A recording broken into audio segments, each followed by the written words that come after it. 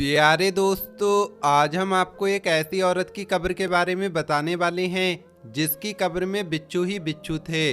लेकिन इसके बाद कुछ ऐसा हुआ कि उसकी कब्र से बिच्छू खत्म हो गए। तो दोस्तों, उसकी कब्र में बिच्छू क्यों आए थे और वो बिच्छू खत्म कैसे हुए, आइए आपको बताते हैं। लेकिन उससे पहले अगर आपने इस वीडियो को लाइक नहीं किया है तो इसे लाइक करें। अगर आपने अभी तक हमारे यूट्यूब चैनल को सब्सक्राइब नहीं किया है तो चैनल को सब्सक्राइब करके बेल आइकन भी दबा दें। तो चलिए शुरू करते हैं। दोस्तों, कहा जाता है ये वाकया बिल्कुल सच्चा है और पाकिस्तान के एक शहर में पेश आया है। कब्रिस्तान में काम करने वाला एक गोरकन कहता है, एक बार ऐसा हुआ कि जब मैं कब्रिस्तान में काम करता था तो मेरा एक गोरकन दोस्त था। वो भी उसी जगह कब्रिस्तान में मेरे साथ काम किया करता था और ये वाकया मेरे उसी साथी के साथ पेश आया है। मेरा साथी बताता है कि एक मर्तबा कुछ लोग मेरे पास आए और मुझे कहने लगे कि एक कब्र तैयार करनी है। जब मुझे कब्र खोदने के लिए कहा गया तो मैंने इनकार नहीं किया। अब मैं कब्र खोदने के लिए ज़मीन को तलाश कर रहा था तो कब्र खुदवाने वाले कहने लगे, ये जो पेड़ है इसके नीचे ही तुम ज़मीन को खोदना शुरू कर दो, ये जगह बेहतर रहेगी। मुझे वो लोग बहुत परेशान लग रहे थे। खैर, मैंने उन लोगों को नज़रअंदाज किया और ज़मीन खोदना शुरू कर दी। लेकिन अजीब बात थी कि पहले तो वो जगह बहुत हमवार थी और यही लग रहा था कि आसानी से कब्र खुद जाएगी। लेकिन जैसे ही कब्र खोदने के लिए कुदाल को ज़मीन पर मारा तो वहाँ एक बड़ी सी चट्टान निकल आई। बहुत बड़ा सा पत्थर आ गया। ऐसा लग रहा था कि ज़मीन सख्त हो गई है और यहाँ पर अब कब्र नहीं बन सकती। मैंने उन लोगों की तरफ देखा और कहा, देखें, यहाँ पर कब्र खोदना मुमकिन नहीं है, यहाँ बहुत बड़ा सा पत्थर है, आप लोग क्या कहते हैं? तो वो लोग कहने लगे, तुम दूसरी जगह देख लो। जब हम दूसरी जगह गए तो वहाँ पर कब्र खोदना शुरू की तो अजीब बात थी कि वहाँ भी एक बड़ा सा पत्थर रुकावट बन गया।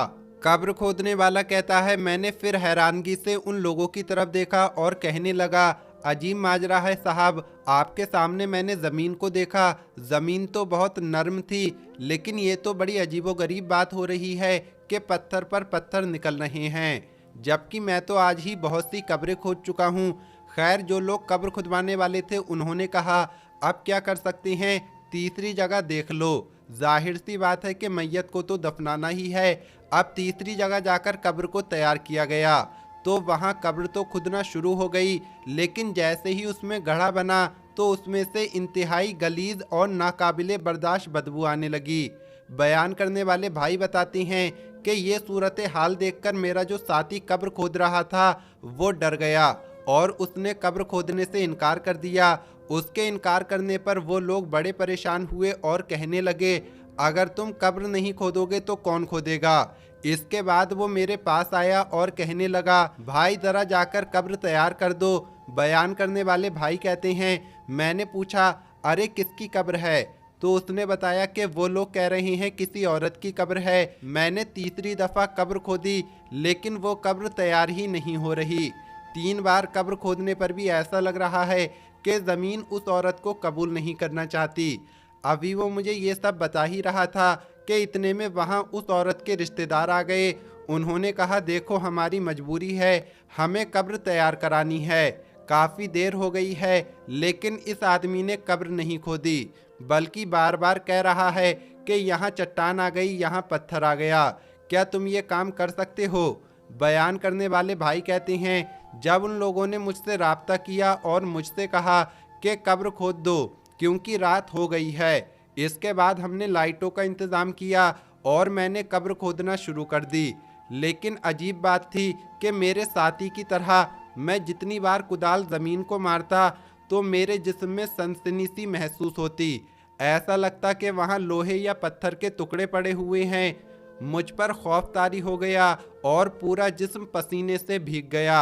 हालांकि वो सर्दियों के दिन थे, यानी ठंडी का मौसम था। मैंने हिम्मत करके थोड़ी सी ज़मीन खोदी। ज़मीन खोदने की देर थी कि उसमें से बड़ी तादाद में बिच्छू निकलने लगे, जिन्हें देखकर मैयत के साथ आने वाले लोग भी डर गए। इतने में वहाँ मौजूद लोगों में से किसी ने कहा, इस औरत के शौहर से कहो कि ये अपनी बीवी को माफ़ कर दे और इसके गुनाहों की बख्शिश के लिए दुआ करे। मैंने कहा आखिर ये औरत कौन थी और इसका शौहर यहाँ पर क्यों मौजूद नहीं है? तो उनमें से एक आदमी कहने लगा, ये औरत हमारे मोहल्ले में रहती थी। उसके बाद एक और आदमी आगे आया, उसने कहा मैं उसका भाई हूँ। दरअसल इसका शौहर अपाहिज है और यहाँ पर नहीं आ सकता, चल फिर नहीं सकता। तो मैंने कहा फिर ये क्यों कहा जा रहा है कि इसके शौहर को यहाँ पर बुलाया जाए? तो लोग कहने लगे कि तुम तो देख रहे हो कि दोपहर से रात हो गई है और इस औरत की कब्र नहीं बन रही है। आखिर कोई ना कोई तो ऐसी बात होगी। जो भाई ये वाकया बयान करते हैं वो कहते हैं कि मैंने उनसे कहा कि आप लोग ऐसा करें कि इसके शौहर को बुलाकर ले आएं, वही इसकी असलियत बताएगा। इसके बाद कुछ लोग शौहर को लेने चले गए। जब वो चले गए तो उनमें से एक आदमी से मैं बातें करने लगा। मैंने उससे कहा आखिर ये औरत अपने शौहर के साथ क्या किया करती थी? तो वो कहने लगा दरअसल ये औरत अपने शौहर से बदजुबानी करती थी, रोजाना झगड़ती और उसको ताने देती। लेकिन इसका शौहर बड़ा ही साबिर और शाकिर था, मगर वो गरीब था। ये औरत रोज उससे झगड़ा करती और कहती तुम ज्यादा कमाते नहीं हो, मुझे बहुत सारे पैसे चाहिए। इसका शौहर मजदूर था। एक बार काम करते करते उसके साथ हादसा हुआ और उसके दोनों पैर काट दिए गए और वो अपाहिज हो गया। शौहर इंतहाई नेक और सब्र करने वाला था।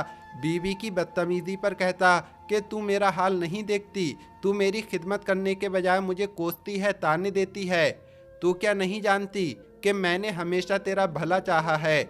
लेकिन ये औरत हमेशा यही कहती कि तू बहुत ही बेकार इंसान है, मैं तुझे छोड़ दूंगी। अल्लाह पाक ने इस औरत को इसकी बदजुबानी की वजह से ऐसी बीमारी दी कि ये बिस्तर से लग गई। अब एक तरफ अपाहिज शौहर था और दूसरी तरफ ये बिस्तर पर पड़ी हुई औरत थी। काफ़ी वक्त तक इसका शौहर इसकी खिदमत करता रहा, मगर ये ज़बान से बकबक करती रहती, उसका दिल तोड़ती रहती। शौहर अपाहिज होने के बावजूद इसका ख्याल रखता, इसे खाना खिलाता। इसके शौहर ने इसकी बहुत खिदमत की, लेकिन बीमारी के चलते इसका इंतकाल हो गया। बयान करने वाले भाई बताते हैं कि अभी मैं ये सब बातें सुन ही रहा था कि इतने में वो लोग उसके शौहर को लेकर आ गए। वो बुरी तरह से रो रहा था। मैंने कहा भाई साहब, आप देख रहे हैं ना कि आपकी बीवी किस हालत में इस दुनिया से गई है। आप अल्लाह के नेक बंदे हैं, आपने कभी इससे बदतमीजी नहीं की, इस पर हाथ नहीं उठाया, बल्कि इसकी खिदमत की, इसकी बदजुबानी बर्दाश्त की। अल्लाह पाक आप पर अपनी रहमत हमेशा बरसाए रखे। मैं आपसे इल्तिजा करता हूँ कि अगर आप अपनी बीवी की खैरियत चाहते हैं और ये चाहते हैं कि इसको कब्र में दफना दिया जाए, कब्र इसे कबूल कर ले, तो आप अपनी बीवी को माफ़ कर दें। शौहर ने कहा मैं इसे माफ़ करता हूँ, अल्लाह पाक भी इसे माफ़ करे। फिर उस औरत के शौहर ने कब्र के करीब वहीं पर बैठकर दुआ की और फिर कुरान पाक की तिलावत शुरू कर दी। वो सूरह यासीन पढ़ता रहा और मुख्तलिफ सूरह मुबारका पढ़कर उसने दुआ की कि या अल्लाह मेरी बीवी को माफ़ कर दे। ये जिस हालत में दुनिया से गई है बहुत बीमार थी, मैंने इसे तकलीफ़ दी, मैंने इसे सुख चैन नहीं दिया, लेकिन मैं इसके लिए मगफिरत की दुआ करता हूँ। या अल्लाह तू इसे माफ़ फरमा दे और मुझे भी माफ़ कर दे। शौहर दुआ करता जा रहा था और काफ़ी देर तक तिलावत कुरान पाक करता रहा।